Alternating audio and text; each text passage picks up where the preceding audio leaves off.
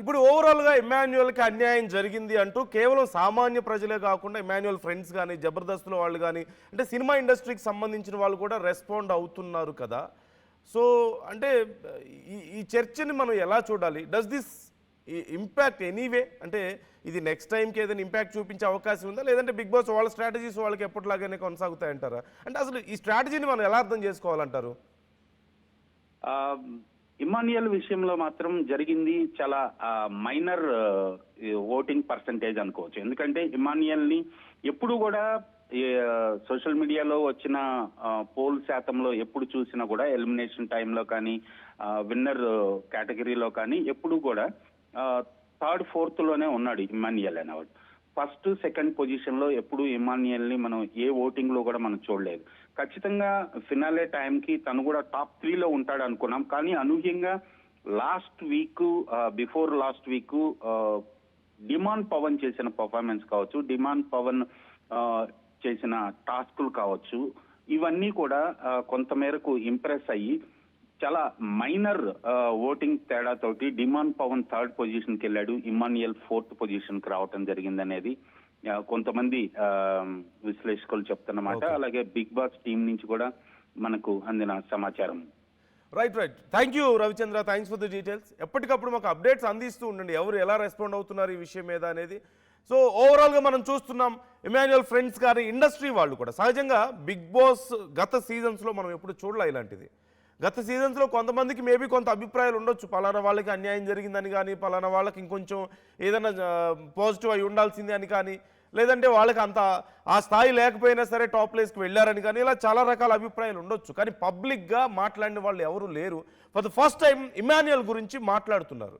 ఇటు పబ్లిక్ మాట్లాడుతున్నారు, అటు సెలబ్రిటీస్ మాట్లాడుతున్నటువంటి పరిస్థితి కనిపిస్తుంది.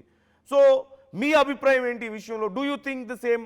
ఇమాన్యుయల్కి అన్యాయం జరిగిందని మీరు కూడా అనుకుంటున్నారా? ఇమాన్యుయల్కి ఇంకొంచెం బెటర్ ప్లేస్ వచ్చి ఉండాల్సింది, ప్రైజ్ మనీ వచ్చి ఉండాల్సిందని మీరు కూడా అనుకుంటున్నారా? So try to comment your opinions.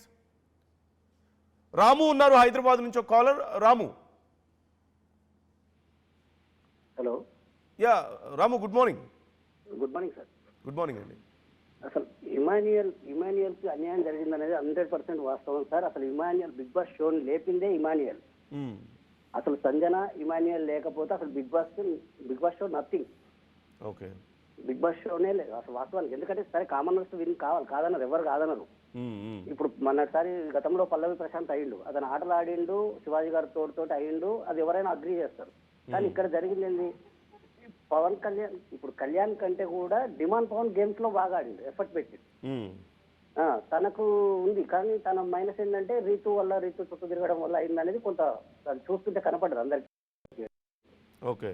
తను వెనుకబడ్డాడు, కానీ తర్వాత వచ్చింది. తర్వాత తను వెళ్ళినాక గేమ్ చూడండి, అన్ని గేమ్లలో ఎఫర్ట్ పెట్టింది. కానీ ఇమాన్యుయల్ ఏంది, తన బాడీకి తను ఉన్న విధానానికి అక్కడ షోని గేమ్ లో కామెడీ మొత్తం చేసింది ఇమాన్యుయలే.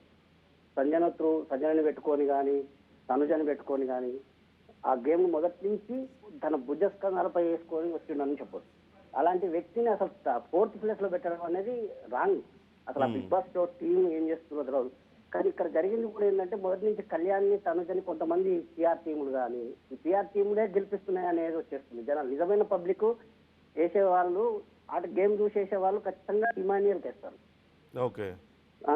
ఖచ్చితంగా. ఎందుకంటే ఈ కళ్యాణ్ కూడా కొన్ని గేమ్స్ ఆడిండు, ఆర్మీ నుంచి వచ్చాడు, మనం గౌరవిద్దాం, దాన్ని ఎవరు కాదన్నారు. కానీ నిజానికి వచ్చి చూసే షో మొత్తం గమనించిన వాళ్ళు చూస్తే తనుజ చుట్టూ తిరగడం, తనుజ కూర్చోమంటే కూర్చోవడం, లెమ్మడి లేవడం, భరణి కూడా ఒక దశలో బరస్ట్ అయ్యింది. మీరు చూడండి, భరణి కూడా బరస్ట్ అయ్యింది. అంటే ఎందుకని మరి, అంటే ఇమాన్యుయల్ అంత ఎంటర్టైన్ చేశాడు అన్నప్పుడు, ప్రజలు ఇంత ఆదరిస్తున్నప్పుడు ఫైనల్ గా రిజల్ట్ మాత్రం ఇలా డిఫరెంట్ గా ఉండడానికి రీజన్ ఏంటి అనుకుంటున్నారు మీరు? ఇక్కడ జరిగింది ఏంటంటే సార్, పిఆర్ టీంలు కొంత లేపినాయి. ఈ పిఆర్ టీంలు మొదటి నుంచి పట్టుకొని లేదు. ఇమాన్యుయల్ చేసిన ఒక తప్పు ఏంటంటే తన నామినేషన్లకు రాకపోవడం అని అంటారు. నామినేషన్ రాకపోయినా తను సేవ్ అయ్యిండు. ఇప్పుడు వాస్తవానికి 10 వారాలు నామినేషన్ లేరు అంటే ఎవరు ఇప్పటి వరకు జరగలేదు. తన ఎలిమినేషన్ కావాలి మరి అలాంటప్పుడు. కానీ పబ్లిక్ నుంచి ఆయనకు మద్దతు ఉండబట్టికే కదా ఆయన నిలబడ్డాడు. అలాంటిది కనీసం 2nd ప్లేసో 3rd ప్లేసో అన్న కాకుండా 4th ప్లేస్ లో పడేయడం అనేది అయితే అసలు రాంగ్. అసలు దీంతో పోలిస్తే కళ్యాణ్ తను కూర్చోమంటే కూర్చోవడం, లెమ్మడి లేవడం, నన్ను అడిగితే ఇమాన్యుయలే బాగా ఆడి గేమ్స్ కూడా బాగా ఆడిండు. తను కళ్యాణ్ మీద గెలిచిండు. కళ్యాణ్ మీద ఇమాన్యుయలే గెలిచిండు. డిమాండ్ పవన్ మీద గెలవడానికి కష్టమయ్యేది ఎవరికైనా. ఆ గేమ్ లో డిమాండ్ పవన్ ఒప్పుకోవాల్సిందే. నిజంగా గేమ్ గమనించిన వాళ్ళైతే ఇమానియల్కి 100% అన్యాయం జరిగిందని అంటారు. జరిగింది. ఓకే సంజని అసలు తనుజ అని ఇక్కడ పిఆర్ టీములు కానీ కొంతమంది ఎక్కువ యూట్యూబ్ ఛానల్స్ వాళ్ళు రివ్యూస్ చెప్పే వాళ్ళు ఉన్నారు. వాళ్ళకు ఎక్కువ లక్షల్లో సబ్స్క్రైబర్లు ఉన్నారు, వ్యూవర్స్ కూడా ఎక్కువ ఉన్నారు. ఈ ఆదిరెడ్డి కానీ గీతు రాయలు ఇలాంటి వాళ్ళు కూడా కొంత ఎక్కువ వాళ్ళని పుషింగ్ చేశారు. వాళ్ళ పేర్లే చెప్పారు, కళ్యాణ్ అని. ఆదిరెడ్డి గారిని ఏదో కొంత బయట టాక్ కూడా ఉంది, తను కళ్యాణ్కి సపోర్ట్ చేయడం, తను చెప్తేనే వెళ్ళిండు అనేది. ఈ లోపల కూడా పెట్టుకొని చేసుకుంటారు కదా సార్ ఇలాంటి వాళ్ళు. మొదటి నుంచి లేకపోతే వాళ్ళకి ఎక్కువ వ్యూస్ కూడా ఉంటాయి కదా, చూసే వాళ్ళు కూడా ఎక్కువ మంది చూస్తుంటారు కదా. వాళ్ళ వ్యూస్ చూసే వాళ్ళంటే బిగ్ బాస్ ఇప్పుడు వాళ్ళు చెప్పేదే బిగ్ బాస్ రివ్యూస్. వాళ్ళని చూస్తున్న వాళ్ళు ఇక అదే ఫాలో అవుతారు కదా సార్ వాళ్ళు చెప్పేది. ఎట్లా కొంత మ్యాన్పులేట్ అయ్యిందని నిజమైన ఈ బిగ్ బాస్ మా టీవీ బిగ్ బాస్ టీం వాళ్ళు కూడా కొంతమంది గేమ్ని అంతగా చూపించలే, కొంతమందిని ఎక్కువ చూపించారు. తనుజ గారిని కానీ తను ఆడిన దానికంటే ఏడ్చింది ఎక్కువ ఉంది సార్. అందులో కన్నింగ్ గేమ్స్ కూడా ఉన్నాయి సార్. తను రన్నరప్ అయింది అంటే ఇక ఏమనంటే పబ్లిక్ ఓటింగ్ వేశారంటారు, అసలు ఎవరే వేసారని తెలియదు కానీ వాస్తవానికి గేమ్ లేపింది అయితే ఇమాన్యుయల్. అన్యాయం జరిగింది. Okay right, thank you so much for calling Ramu garu. అలాగే రాజు ఉన్నారు మరో కాలర్. రాజు గారు. సార్ రాజు గారు నమస్తే, చెప్పండి. సార్ నమస్తే అండి. నమస్తే. అదే ఇమానియల్ ఫస్ట్ నుంచి కూడా చాలా బాగా ఆడాడు. అన్ని గేమ్స్ కానీ అందరిని ఎంటర్టైన్ చేయటం కానీ ఫస్ట్ నుంచి కూడా చాలా బాగా ఆడాడు. కానీ చివరికి వచ్చేసరికి కప్పు వచ్చేసరికి కళ్యాణ్కి ఇచ్చారు సార్. ఫస్ట్ నుంచి కూడా అసలు ఆ బిగ్ బాస్ 9 ఉందంటే కేవలం సంజన, తర్వాత డిమాను, నెక్స్ట్ ఇమానియల్, వీళ్ళ వల్లనే నడిచింది. కానీ వీళ్ళిద్దరి వల్ల నడిచింది అనేది చాలా తక్కువ. పూర్తి ఎంటర్టైన్ చేసింది కూడా ఇమానియలే సార్. 100% జెన్యూన్ పర్సన్ ఎవరంటే ఇమానియల్. కానీ చివరికి వచ్చేసరికి అతనికి అన్యాయం జరిగింది. అసలు అది కరెక్ట్ గానే కాదు. ఎవరు ఇమాన్యుయల్ గెలిచుండాల్సిందంటారా లేదంటే? 100% సార్ ఇమానియలే గెలవాల్సింది. అసలు ఇమానియల్ బ్రహ్మాండంగా ఆడాడు, అందరు మనుషులు గెలుచుకున్నాడు.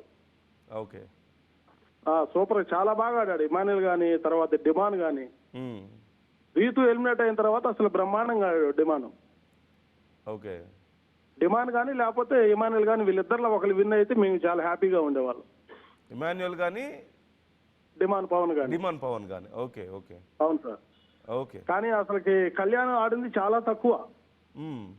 అయితే కొన్ని గేమ్స్ ఆడాడు కానీ ఎంటర్టైన్ చేసింది మాత్రం 100% జనాలకి. ఇప్పుడు సార్ షో అనేది దేనికి సార్? జనాలు ఎంటర్టైన్ కావడానికే కదా. అవునా కదా? జనాలు ఎంటర్టైన్ కావడానికి జనాలకి ఎక్కడ కూడా బోర్ అనేది లేదు అసలు ఇమానియల్ ఉండటం వల్ల. ప్రతి సీజన్ లో ఎవరొకళ్ళు వీళ్ళు ఉన్న కమెడియన్స్ ఉంటూనే ఉన్నారు. కానీ ఈ సీజన్ లో మాత్రం ఇమానియల్ బ్రహ్మాండంగా ఆడాడు. లాస్ట్ 3 to 4 వీక్స్ మాత్రం డిమాను తర్వాత ఇమానియల్ వీళ్ళిద్దరు కలిసి కూడా చాలా బాగా ఆడారు. గేమ్స్ పరంగా కానీ లేకపోతే ఎంటర్టైన్మెంట్ కానీ ఫుల్ ఆఫ్ ఫన్ ఇచ్చింది మాత్రం కరెక్ట్ వీళ్ళిద్దరే సార్. అండి. Thank you so much for calling. అసలైన తొలి వెలుగు. ఫాలో వాట్సాప్ @తొలి వెలుగు అఫీషియల్.